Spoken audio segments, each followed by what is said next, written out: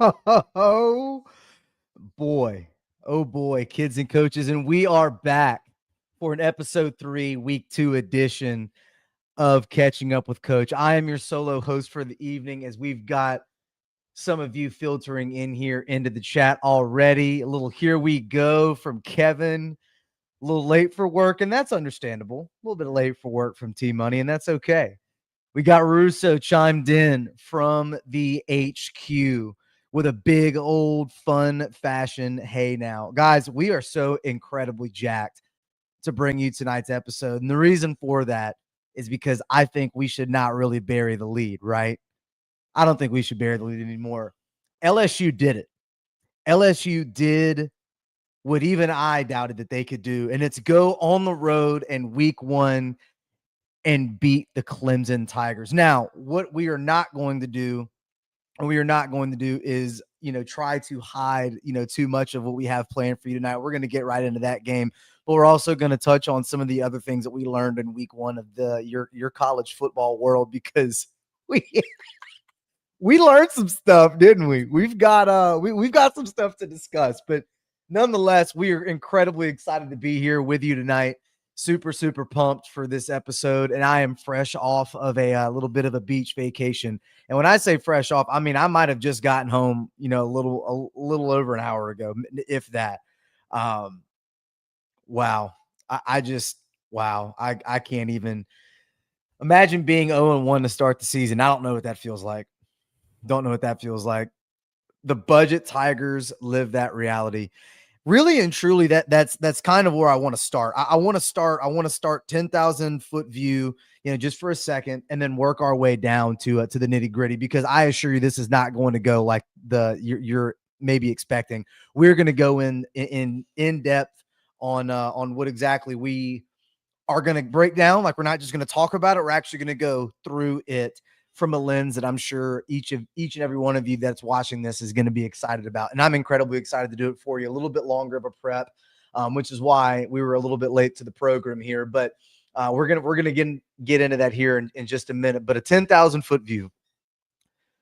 If you just take what you learned from college football, okay, everyone that's used to watching college football should know that that defenses are going to be ahead of the offenses almost all the time. We talked about this in week 1 with catching up with coach in our last episode, that you should be concerned if your offense is really, really bad and clunky. And we'll get to that here in just a minute too. But if your defense is a little bit bad and clunky, it can get, it can almost be expected. Like, there are concerns of what you can and can't make better throughout the season. But the one thing that you should not be that concerned with this defense is being better than offenses. Literally last week in week 0, you saw that with the Kansas State. That entire game in Dublin was nothing but turnovers, nothing but whistles. It was really, really hard to watch. And so a lot of that you saw in different college football games too. But the one that I think everybody's going to want to talk about coming out of the gate is not even the biggest game of the weekend, but really what we learned the most. Man, Alabama. I'm obviously going to have to, maybe go and change my record prediction for the Alabama Crimson Tide, because that does not look like a 10-2 football team to me. That looks like a team that didn't want to be there. It looked like a team that was literally dominated from the point of attack on the offensive and the defensive side of the football. The highlights, the Twitter plays, the comments, guys, it was bad. And I was able to watch a pretty good bit of that game. Beachfront, of course, but I was able to watch that game. But when you watch it on a tablet, you're able to kind of, zoom in, like, obviously, because you're not on a TV screen, but you're able to kind of zoom into it. YouTube TV gives you, shout out to them. We're not sponsored by them. We're not paid to say that, but YouTube TV is really, really good at allowing you to just kind of start, stop, kind of go at your own leisure and your own pace. And then you also have the ability to kind of go into plays specifically. I'd rewind it and go in. Guys, I mean, like, first steps were slow. Second steps were slow. Like, people not running to the ball, people not chasing ball carriers, like giving up midway through the play, things that Alabama just, frankly doesn't do. And that's really, really upsetting, I'm certain, for anyone that's an Alabama fan, because you're used to watching, your team do that better than anybody. And as many people have said, for quite some time now, this is not something that we're used to seeing. So we'll certainly get into that, with Russo and myself, later on in the week, which I believe is going to be tomorrow for those of you that were wondering, tomorrow night as our football team plays Thursday night. So we will likely do the pod, the group pod a weekday earlier. But the other one was, and I'm gonna try to be brief on this because I think Russo and I are gonna want to talk about this a lot, is the Texas-Ohio State game. Listen, Texas-Ohio State went exactly how I kind of thought that it would go as it relates to how the game ended up, how it looked. No, I'm not going to say that I predicted Arch Manning to look that bad, but I do think the better days are ahead for him. I do feel as though you're asking, that kid to go on the road in that environment in his first game. And there was some pretty bad signs of the yips, and I'm not really, ready to throw this ball. I don't really quite know what I'm looking at, but the one thing that I will say is that, the touchdown pass obviously was great. And so you're kind of the Saints play on Sunday, says Kevin Kelly. I'm well aware of that, but there's a team in Philly that has my attention first. And again, I just don't. I'm not as concerned with Texas as I am Alabama, and for obvious reasons. I really, really don't think that I'm as worried as some people are on the Texas front. I think they're going to be, a lot better and better days are ahead. I do want to say that Georgia looks pretty good. I honestly, I didn't see anything that would, make me believe that, Ole Miss wasn't what we thought they were going to be. I mean, Austin Simmons is obviously going to throw it around. Did throw 2 picks, maybe something that we can watch here going soon as we lead up to that game. And then South Carolina did have their struggles early on, but, physically later on in the game, they powered away, which is really what we thought that they would do. But certainly look susceptible to, to certain defensive coverages and whatnot. But, and then last but certainly not least, before we get into the coup de grace here, because I'm going to take up the entire rest of the episode to talk about the LSU game. The one last one that I just wanted to say, really, really fast. I'm not really ready to move on my Auburn pick yet. I feel like I was right there with Auburn. After hearing the news about how they were going to do play calling, I did want to go. I did lean Baylor. I did. But you didn't go out into the portal to get those receivers for Jackson Arnold to just run the ball every single play. They can't stop a nosebleed on defense. They did not make any adjustments throughout the entire game. And the Baylor defense that, Dave Aranda is now calling the plays for is just not good. They're just not good. I think that's more of a Jimmy's and Joe's more than X's and O's thing. And I'm not really sure if Baylor is how much leash, Dave Aranda is going to get on that. I do think that there are some things that you can do to disguise that, but it was funny because Twitter was kind of going off as if all of a sudden like Auburn and Alabama was going to be, like a 72 to 74 barn burner like A&M and LSU in 2018. Like, let's maybe calm down. I don't think that Auburn showed anything that could say they could throw the football well. But obviously, Jackson Arnold's weapon is his legs, and he just didn't trust, what he was seeing with his receivers, even though they made some incredible plays. And so, I'm just not completely off the what I thought about with Auburn yet. I just think that Baylor has a lot that's left to be desired as it in terms of defensive football. But that's neither here or there. What you all want to talk about is obviously the LSU Clemson game. And I assure you, I've got a notebook full of things sitting right over there that tells me exactly what it is that I want to go through. But the one thing that I wanted to get into as we get started here is obviously we're not going to start anywhere else other than LSU's defense. Guys, LSU has a defense, and I don't mean like they've got a couple of fellas, and you might can compete in close games. I mean, you could have. We will see how the season develops. You could have just played the best team on your schedule in the regular season, and you completely made them one-dimensional. We talked about this last week in Catching Up with Coach a week ago. If you guys were tuned in, I know some of the people in here viewing were. You made them one-dimensional. They couldn't run the football. They couldn't run it. Clemson desperately tried to run the football. They tried RPOs. They tried not keeping it. They tried keeping it. They tried zone. They tried everything. They had receivers involved. They went left to right. They went east to west. They tried to run the ball. You held them to 30 and some change. Absolutely unbelievable defense as it pertains to the front seven in that run game. Unbelievable. However, there is one thing that I wanted to say. I will live and die on this hill that I was so incredibly excited to watch Harold Perkins running around in space that I think I actually I genuinely forgot how they ruined my life by watching him have to play inside for the last 2 years. I swear to you that I forgot that happened while watching the game on Saturday night. I was so unapologetically laser focused on watching him run around on the field that I literally could not remember the last 2 years of him lining up in the middle. And then when I did think about him lining up in the middle after we won the game that night, it's about 12:30, 1 o'clock at night. I got sad. So I had to go to forget that and remember what I actually just watched. I made a couple of different notes. We already talked about the defensive line. I think people like Bernard Gooden, Jesus Christ was Bernard Gooden rowdy on the defensive line. And there were no like wow plays that like he didn't get like a strip sack or anything crazy. It wasn't like the Aaron Donald type of game where you could only watch him. But if you go back and you watch the game, he has such a fast first step and he has active hands. He is getting out of the way of where the offense wants him to be and is exactly where he needs to be to make everyone else's life easy. People like Jack Pyburn, Jesus the Nazarene.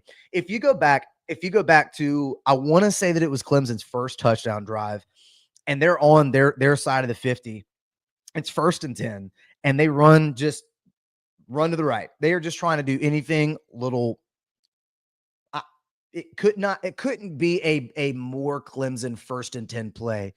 Jack Pyburn absolutely pushes Tristan Lee away from him, which LSU fans that follow recruiting 100% remember who Tristan Lee is. Pushes him away, immediately crashes to the football, stops the play behind the line of scrimmage. 1, 2, 3, hand in the dirt, technique, where it's supposed to be, and get there violently and quickly, done.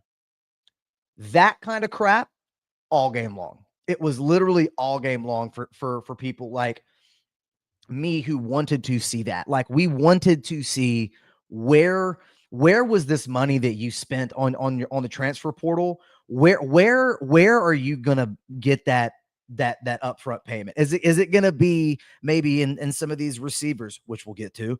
Is it gonna be in someone like Bernard Gooden and Jack Pyburn and someone like Jack Pyburn who's coming off of injury that has a lot to prove? Jesus, it was hunger. It was passion. These dudes literally wanted to rip somebody's head off, and it felt that way watching it. And it was so much freaking fun to watch. Last but certainly not least is something that I'm going to try not to get like too crazy about this because this is something we have not seen in years. You had safeties that were physically violent in the run and 1,000,000,000% where they were supposed to be in passing downs. Let me explain this to you. We talked about AJ Halsey and the effect that he would have by not playing in the first half, which shout out to Jordan Gilbert, who I absolutely doubted because I had nothing but receipts. I was actually texting a buddy of mine. I had nothing but receipts from last year to go off of with Jordan Gilbert, and he gave me absolutely no receipts other than to assume that he would suck again. And Jordan Gilbert had a great first half. Like he could have easily had a pick if it weren't for the fact that there was too much Cade Klubnik pressure, and he sailed the ball. He 100% could have been there for the pick, and he's breaking up passes in the end zone while we had good coverage. I just. Great way to step in there, man. You had been in positions like that before. They went that way instead of going with, what I kind of assumed that they might would go a different direction and maybe try to play Deshaun Spears there at the safety, but they went with experience over potential, and he showed up and he showed out. But getting back to AJ Hall, so he gets into the play. The first play from downs was for him was in the third quarter, and it was actually the play that Whit Weeks got that kind of that leg whip around, and Whit goes out, and that was the first play that he had from scrimmage. The very next play,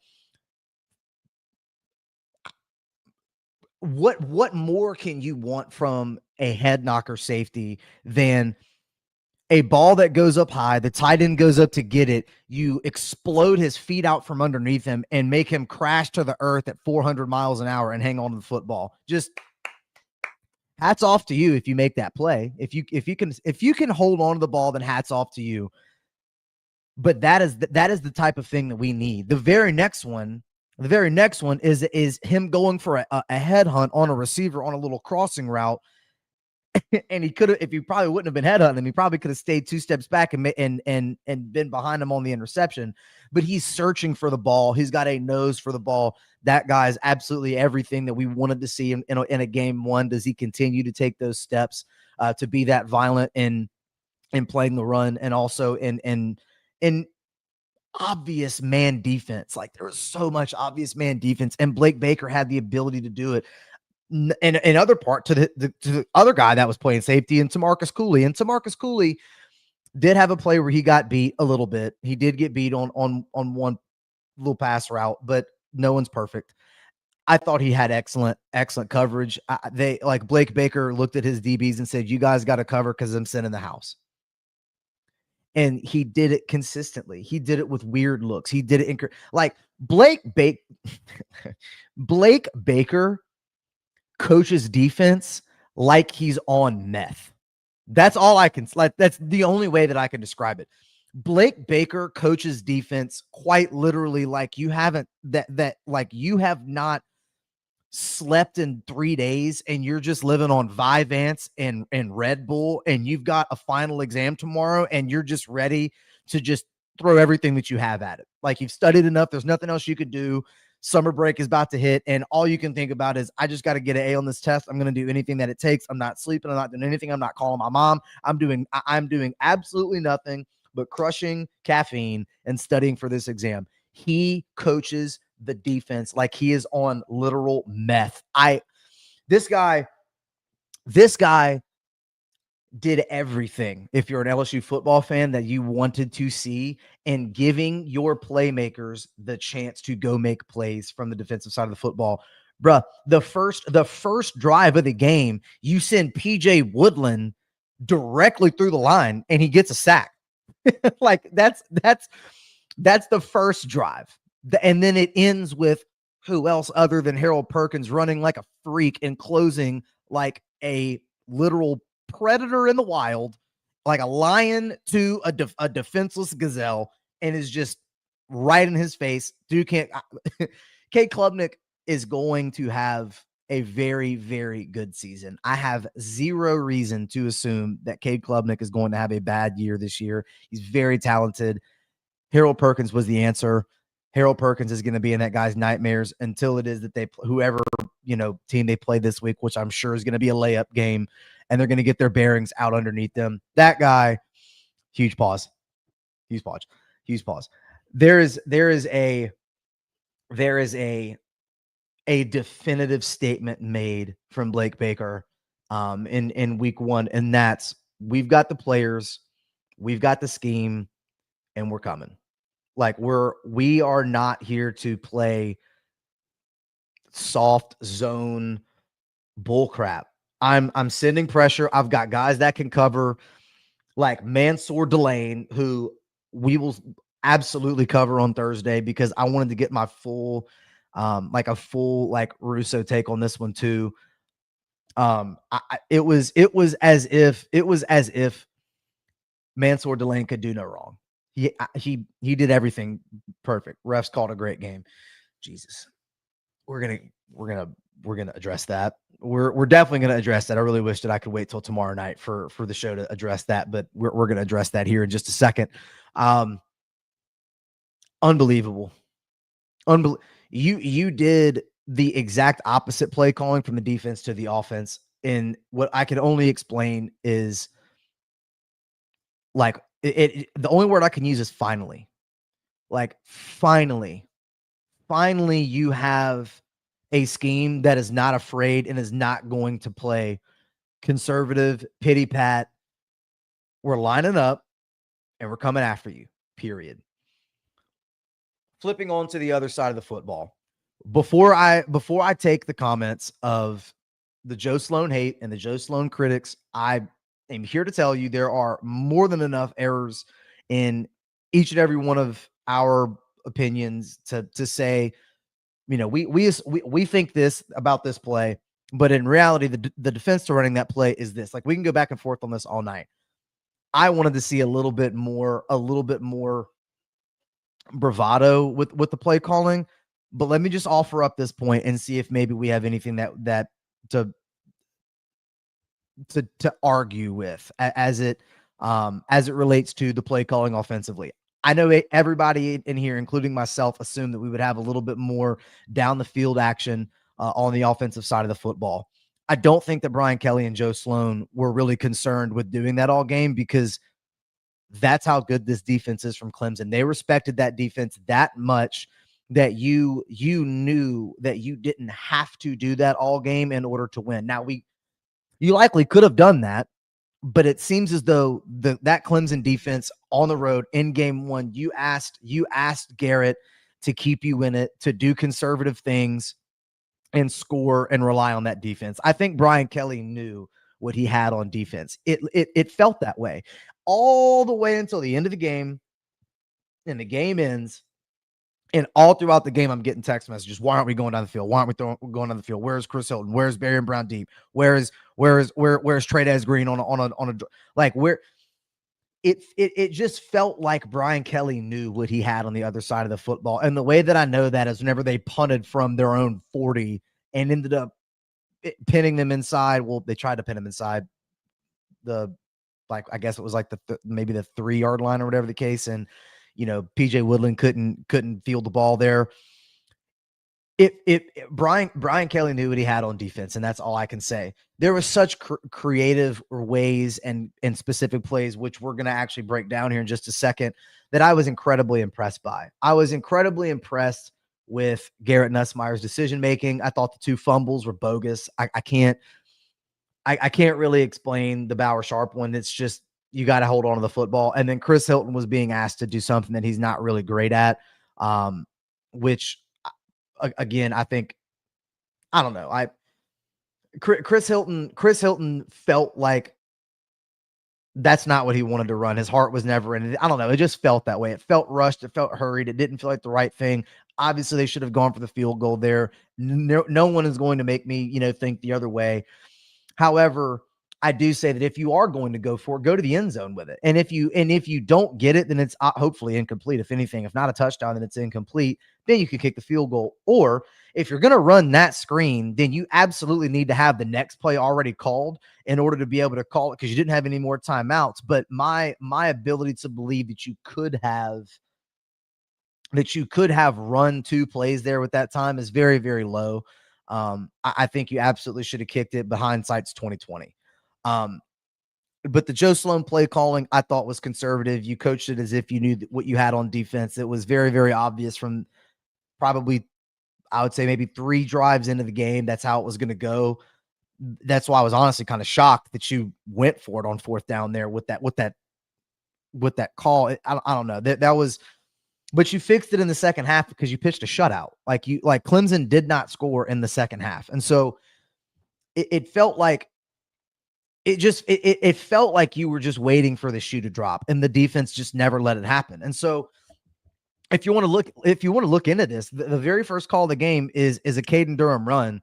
He slips, gathers himself, and runs for 30 yards. I mean, there were times in which you could see, such as the Caden Durham touch, the touchdown was that you had extra blockers. You brought in Donovan Green there to get that extra block that, you could see the linebacker coming off the edge there. And he kind of chips him and gets him out of the way. But Weston Davis wins that rep at the goal line. He wins that rep. Caden Durham follows him and falls right into the end zone. It was the offensive line not being asked to hold their protection for too long because the ball was coming out. You watched Juwan Johnson, who is an unsung hero in this game, catch 3 balls. They ran the exact same play 3 times. 3. 1, 2, 3. The exact same play to the left side of the field and did nothing but gain yards because Clemson refused to adjust. And so it's things like that that give me hope and praise that the best is yet to come. And I think, this week, obviously with La Tech, I think Sloan would love nothing more than to put some points up against his former team. I think that the best is yet to come with this offense. I think that's likely the best defense that you'll play all year. And if it's not the best, it's absolutely in the top 2, at worst top 3. That defensive team that Clemson has to offer is not bad. There, just because you don't kid yourself into thinking, well, LSU won the game, so is maybe Clemson not as good as we thought? No. Clemson is exactly as good as you thought. LSU is just better. Period. Or at least they were in that game. Period. So I just wanted to reiterate just like a couple of points. So when we talk about offensive play calling, does it have to be razzle dazzle? Like, does it have to be does it have to be bombs away, 65-yard, touchdown passes down the field? Or can we see, okay, so a perfect example, last week on Catching Up with Coach, what was the few keys to victory that we talked about were not only Garrett Nussmeier making you feel like you had to defend the RPO, else there's no option. Like, it's just run. Or it's just pass rather. It is, you have to pull 1 or 2 to make them know that you're going to do it. And all year long in the summer and the spring, all we're hearing about is check down passes and Garrett scrambling and getting down. Okay, well, so Clemson, so you literally saw a zone read from Garrett for 11 yards and he falls down, and that was an awkward little fall. Like, you could tell that he had absolutely no desire to run any further than just getting across for the first down, which is good. That's what we want. It was an RPO, but the best part about it is that it was against a mug front. And for those of you that don't know what a mug front is when you have linebackers lined up directly at the line of scrimmage to make it like right in the gaps to present the obstacle that you are going to have extra blitzers on the play. And they absolutely did. Garrett recognized it, ran the other way. It was stuff like that where I'm sitting in my chair going, oh my God, he's doing it. He's doing it. Like, we're there. Oh my God, it happened. Like, it is. And again, like, it was like getting receivers into the game. Like, and we talked about this, like when we have Xavier Thomas. I'm looking at keys to victory from last week. We talked about Xavier Thomas getting involved in the run game, getting other people, getting creative now routes, getting screens, getting different things involved. You literally had like a wide receiver in motion, like into like an orbit. Like he literally Xavier Thomas comes from the right of your screen and comes in the left into this orbit, stops, and then you run a counter. Like, I can't fully accept that we didn't throw at least a few more go balls. I just needed to see Barry and Brown on just one, or Chris Hilton on 1 or 2 more deep routes. But when you're running zone reads and you're actually running them correctly and people are making the correct blocking assignment happen, and Caden Durham is getting involved in the blocking game. There was a couple of different plays where you're in the shotgun and Caden Durham comes up and pops a linebacker, and Garrett has a clean pocket and he has the time to get the ball out into a playmaker like Aaron Anderson, who of course is everything that we thought. Injury looked fine there. Knock on wood. We'll knock on wood there. But the one that I really wanted to talk about, and this is just one specific play, and for those of you that don't remember when this play happened, it happened at a very incredible point in the game in which you needed to have it. There's 5 minutes and 36 seconds left in the game. and it's 3rd and 12. I just want to make it like incredibly like for those of you that like we're watching this game, it was a very anxious time. Like it was a very anxious time for all of us. We're just, again, we're waiting for the shoe to drop, and the shoe just never did. The shoe never dropped. You had control on the defensive side of the football, so you trusted Garrett to make decisions like what we're just about to discuss. It's 5 minutes and 36 seconds left in the fourth, and it's 3rd and 12. And you see Garrett Nussmeier send Caden into motion, which was 8 or 9 yards away from him on the left side, which was him checking into a screen, because obviously no play was called. So you're checking into a screen, and it made them give up the fact that it was going to be in man defense. Clemson checked into it. So then he sends Trades into motion. As Trades emotions onto the other side of the field, you then have the strong safety goes with him to reveal cover 0.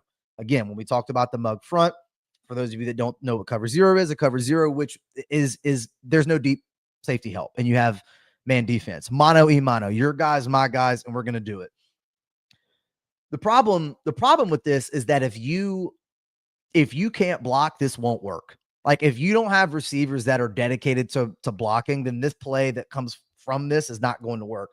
So you have Garrett figuring out what the defense is in at the line of scrimmage with all the time in the world. I mean, this entire sequence happened in like 16 seconds, 17 seconds ish. Go and check my math on that. So you've got Caden Durham going into motion.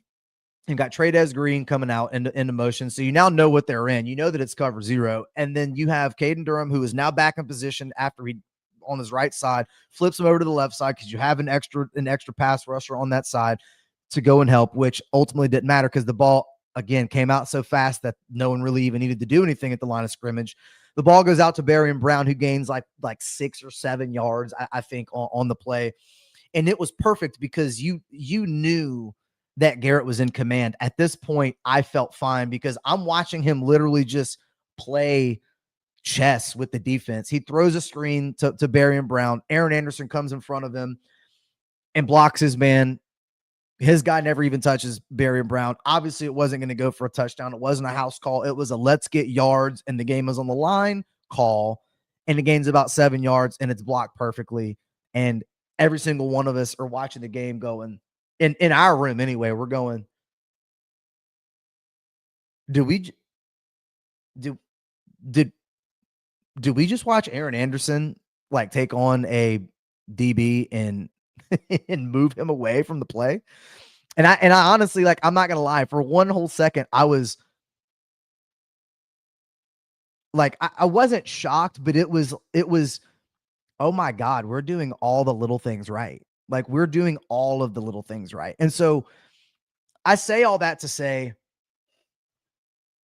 that is the investment that you have in Garrett Nussmeier. That is the investment that you get when you have someone that is dedicated to fixing the things that you did not do a year ago. A person like again, we talked about Jack Pyburn. We've talked about Barian Brown. We've talked about Garrett Nussmeier. Talked about Caden Durham. Talked about Weston Davis. Excuse me. The left guard. Okay. Let me talk about this. Okay. The left guard situation is still suspect. I didn't see anything that, I didn't see the left guard do anything special. I mean, you had a little bit of Cohen Eccles. You had a little bit of Paul Mabenga. It didn't feel like they did great, but it didn't feel like they, got blatantly abused or anything. And there was certainly some plays in which you could tell that the run to the left, like when Tyree Adams goes down and all of a sudden we see DJ Chester go to left tackle, all of us in our room are going, when, what? Like you, again, just with and we probably should have known that something like, that was going to be the case whenever, earlier in the game when Jordan Gilbert was taking reps for the first half, you put in experience over, potential. So because for the entire spring and summer, we never saw DJ Chester working at left tackle. But that's what happened. And now I don't know what happened there, but you literally ran a play to his side as soon as it happened. So I don't know if he knew, if Joe Sloan knew there was an injury, if Tyree was okay, but whatever. Thank God Tyree was okay and was fine. It comes back into the game. But maybe run the ball to the right side a little bit more. I thought Josh Thompson looked fine. I thought Braylon Moore looked incredible. I thought Weston Davis looked great. There was some spots where, TJ Parker was like you thought that he could get around him. And honestly, he just didn't, man. Like I thought Weston Davis did great. The left guard needs some work, and I thought Tyree Adams did a great job. But I truthfully didn't pay so close to attention to each and every one. And I have not gone back, through each and every one of the reps or whatever the case to really be able to tell you, a B- or a A+ or whatever, but just I kind of based on what I've been seeing and what I was able to rewatch and in the time I've had. But I thought the offensive line was absolutely better than, certainly what someone like I was expecting, a pessimistic, belief, because I really didn't want to, be hurt again. But it felt like this defensive line was going to be a struggle, and the LSU line certainly stood up to the test. Maybe you could provide a little bit more relief to Caden Durham by running to the other side, but we'll certainly go over that. Sean will give you the rundown. Oh, I have no doubt. I have no doubt. Again, it's just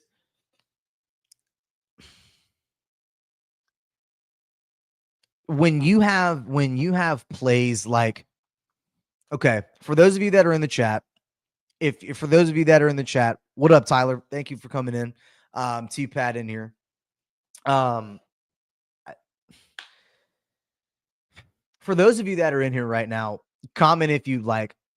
What if I were to say, did the game for you feel like it was that close? Like were you that scared down the stretch to think that like the shoe is about to actually drop? Because you needed the pick play that Dabo was basically assuming was going to get picked up. They were going to pick up the flag on that play, which ultimately helped them, because that was a converting down, which helped them to score on that play, which I also thought they were going to stand him up at the goal line, and he ended up getting into the end zone there. So a hell of an effort there. You needed a pick play getting called back. I thought that was absolutely bogus. There was no one thing that you could get into. Any one possession game with LSU scares me. #cardiac cats. Number one of their scores happened after a BS OPI non-call, and one of our scores got called back. And that's what I'm trying to say. Like the pick play was bogus, and then the Barry and Brown call was the biggest, and we should probably get into that for a second here, because the Barry and Brown call was the biggest load of crap that I've seen in such a long time. And I understand they called a similar play in the South Carolina game with Nicholas Harbor. I don't think that was as bad as a call as Barry and Brown's was. And Kevin saying the same thing, that that obviously the first half and last drive is PTSD from the last few years. I could not agree more. I could not agree more. It felt like I was waiting for the shoe to drop. But let's go to the Barry and Brown play. First and foremost, an absolute dime by Garrett Nussmeier. That is a Sunday throw. That is a first round throw. That is a throw that happens whenever you've put time on task. Hats off to you, young man, for having that dime, because the ball was literally released like 25 yards away from where it was caught. The ball lands like 1.5 to 2 yards before the pylon, and he threw it when Berrien was like 26 yards away from that. It was an absolutely disgusting throw. He throws it over to his shoulder. He comes down with the ball. Berrien not only catches the ball in bounds and then makes the run with it for a step or two, he then knocks over the pylon and then falls out of bounds, and the ball does not survive the catch. So first of all, you're asking, and I think the TV crew even said it's a high bar for a catch. Like, why are we making this so much more difficult for a runner than a passer? Because Caden Durham goes over the end zone and crosses the end zone and drops the ball, and there's no and the ball comes out after that, but and there's no problem with it.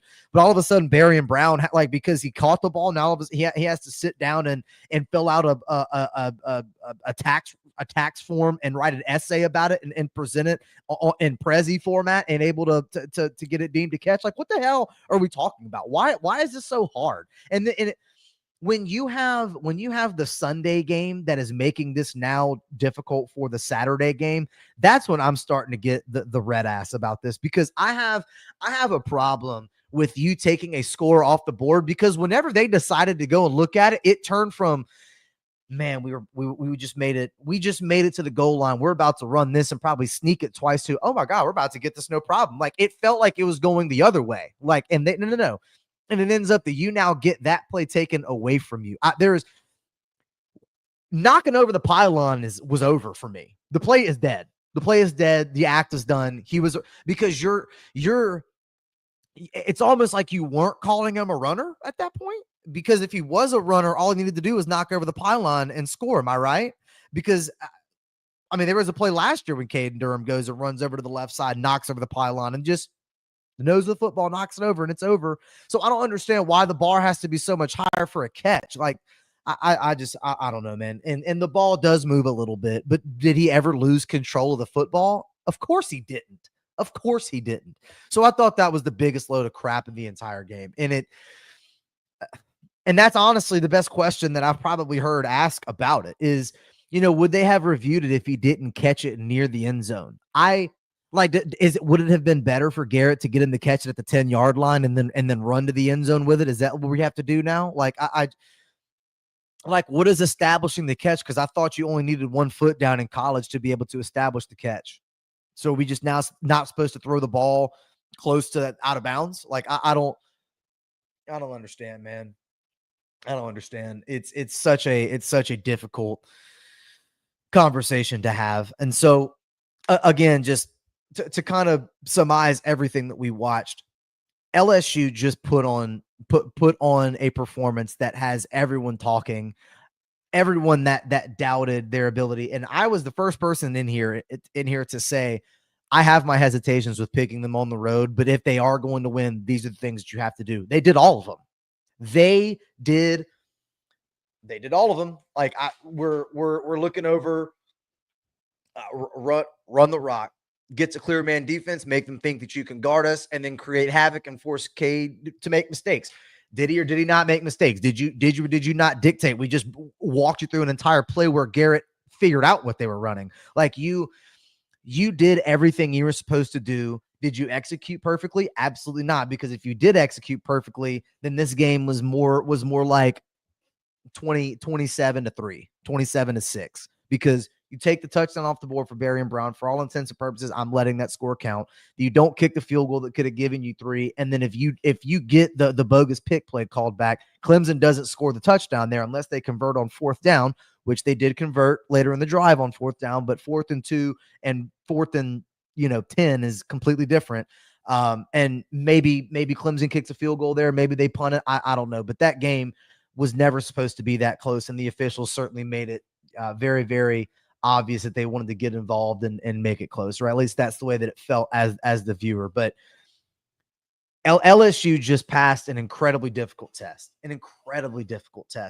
and you now get to work on some things in execution, because the first half was sloppy. Call it what it was. The first half felt sloppy to me, and felt a little bit, discombobulated with what you wanted to do, but you also had to deal with, 2 different turnovers, one of which coming at the very end of the first half, but you had to deal with turnovers.